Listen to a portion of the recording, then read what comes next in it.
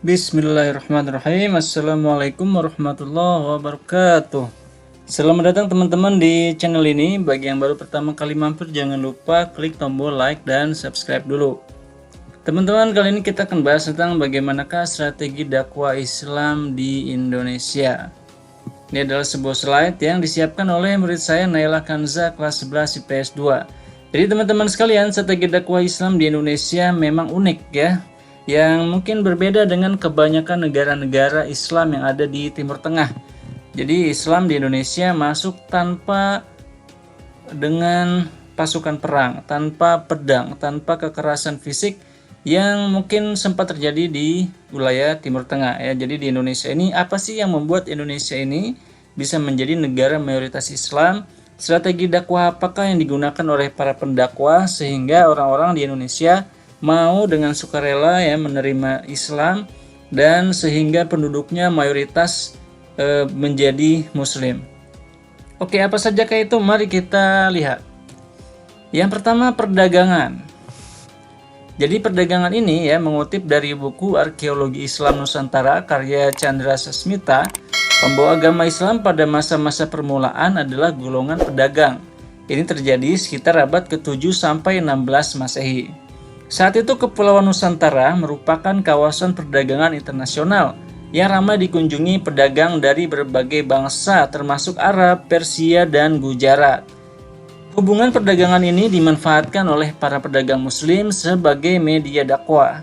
Jadi teman-teman perlu tahu bahwa Indonesia ini berada di jalur perdagangan internasional antara benua Asia dengan wilayah Timur Tengah, kemudian sampai ke wilayah Eropa dan juga Afrika ya.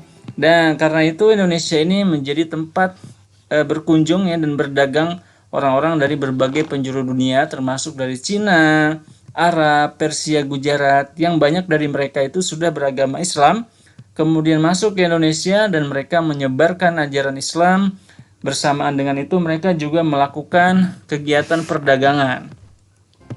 Oke, apa yang kedua? Yang kedua adalah dengan perkawinan, teman-teman. Nah, para pedagang Muslim memiliki status sosial dan ekonomi yang relatif lebih baik daripada penduduk pribumi. Ini menyebabkan banyak penduduk yang tertarik untuk menjadi istri-istri para pedagang Muslim. Melalui perkawinan inilah terlahir seorang Muslim. Alhasil komunitas Muslim makin luas ya, makin banyak jumlahnya, pada akhirnya timbul kampung-kampung dan pusat-pusat kekuasaan Islam. Dan perlu saya tambahkan juga teman-teman bahwa perkawinan ini seringkali terjadi antara keluarga kerajaan ya dengan orang Muslim.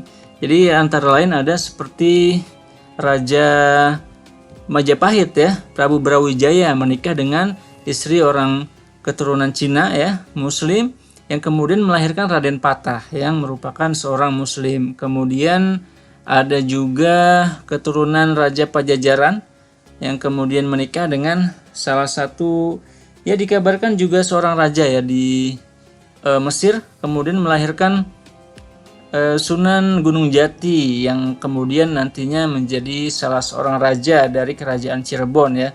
Nah, ketika perkawinan ini terjadi di kalangan bangsawan, apalagi di kalangan kerajaan, maka ini akan menyebabkan perubahan yang sangat drastis ya, dan membuat banyak masyarakat menjadi tertarik untuk memeluk Islam. Kemudian kerajaan yang berubah nanti ya menjadi kerajaan Islam dari yang sebelumnya tidak Islam. Hal ini juga didorong oleh terjadinya perkawinan antara orang Muslim dengan orang pribumi yang non-Muslim. Oke, selanjutnya pendidikan. Nah, penyebaran Islam melalui pendidikan awalnya terjadi di lingkungan keluarga, kemudian berkembang di surau, masjid, pesantren, dan akhirnya masuk di rumah para bangsawan. Pesantren memiliki peran penting dalam penyebaran agama Islam. Para ahli agama mendidik santri tentang Islam. Setelah selesai menuntut ilmu, para santri diharapkan dapat pulang ke kampung halaman untuk melanjutkan dakwah. Dengan cara ini, agama Islam terus tersebar ke seluruh penjuru Nusantara. Ya, ini teman-teman adalah salah satu unsur penting ya di dalam penyebaran Islam di Indonesia, yaitu adanya lembaga-lembaga pendidikan Islam yang bernama pesantren. Nah, pesantren ini teman-teman merupakan kombinasi ya, antara budaya Hindu lokal di Indonesia dengan budaya Islam yang kemudian melahirkan sistem pendidikan yang unik yang ada di Indonesia yang disebut dengan pesantren. Nah, hebatnya pesantren ini ketika dia sudah melahirkan alumni, biasanya alumninya itu juga biasanya bertekad untuk mendirikan pesantren lagi, sehingga dari yang tadinya mungkin hanya ada 5 pesantren yang kemudian melahirkan alumni-alumni, ternyata alumninya juga berniat mendirikan pesantren, sehingga jumlah pesantren itu menjadi berkembang dengan jumlah yang sangat masif ya. Andai kata ada 1000 alumni, mungkin sekian persen membuat pesantren baru, kemudian melahirkan 1000 alumni lagi, yang dari 1000 ini beberapa persennya membuat pesantren lagi. Nah, dengan cara seperti itu akhirnya pesantren itu berkembang biak ya, dengan jumlah yang sangat masif, yang kemudian membuat Islam di Indonesia menjadi lebih kuat dari masa ke masa. Selanjutnya tasawuf. Jadi ahli tasawuf hidup dalam kesederhanaan, selalu berusaha menghayati kehidupan masyarakat dan hidup bersama di tengah-tengah masyarakat. Mereka mengajarkan teosofi yang telah bercampur dengan ajaran yang sudah dikenal luas masyarakat lokal. Dengan cara ini Islam lebih mudah dimengerti dan diterima. Iya, jadi orang-orang Indonesia itu mereka tertarik dengan ajaran Buddha, ajaran Hindu ya, yang bisa dikatakan penuh dengan tirakat ya.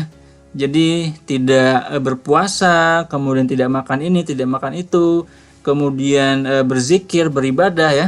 Hal-hal seperti ini itu sangat sangat lekat dan sangat kuat ya di dalam ajaran Islam, terutama bagi kalangan ahli tasawuf. Nah, dan tasawuf ini akhirnya menjadi sebuah daya tarik sendiri ya bagi orang-orang Indonesia untuk mendalami Islam. Bagaimanakah orang-orang Islam itu menjalankan kehidupan yang prihatin ya, yang penuh dengan ibadah, kedekatan dengan Tuhan, dan itu akhirnya menimbulkan suatu perkembangan ya dan cukup baik bagi Islam di Indonesia yang menarik banyak peminat, dan akhirnya tasawuf ini kemudian menjadi salah satu cara ya bagi orang-orang pendakwah, orang-orang muslim untuk mengajarkan ajaran agamanya melalui tasawuf ini. Oke, selanjutnya kesenian. Nah, ini yang menarik sekali yang mungkin tidak kita temukan di banyak negara ya. Di Indonesia ini penyebaran Islamnya ternyata salah satunya melalui kesenian. Jadi para penyebar agama memanfaatkan kebudayaan yang telah ada sebagai media untuk berdakwah. Strategi dakwah melalui kesenian ini diantaranya dilakukan oleh Sunan Bonang dan Sunan Kalijaga. Sunan Kalijaga menggunakan seni ukir, wayang, gamelan, serta seni suara suluk untuk mengajarkan nilai-nilai Islam. Beliau merupakan tokoh pencipta layang Kalimasada dan wayang Kalimasada dan lakon wayang Petruk Jadi Raja. Ya, jadi dengan mengajarkan Islam melalui media wayang. Ya, jadi secara tidak langsung masyarakat ya sekaligus mereka mendapatkan hiburan, mereka juga mendapatkan inti-inti ajaran Islam ya yang sudah dikombinasikan dengan sebuah cerita di dalam wayang. Selain itu juga tentu saja lagu-lagu musik ya.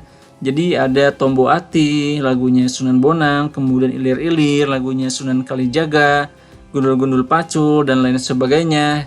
Lagu-lagu yang memiliki nuansa Islami, yang mengandung nilai-nilai keagamaan, yang mengandung pelajaran-pelajaran yang membuat masyarakat menjadi lebih teredukasi ya dan lebih memahami inti-inti ajaran Islam.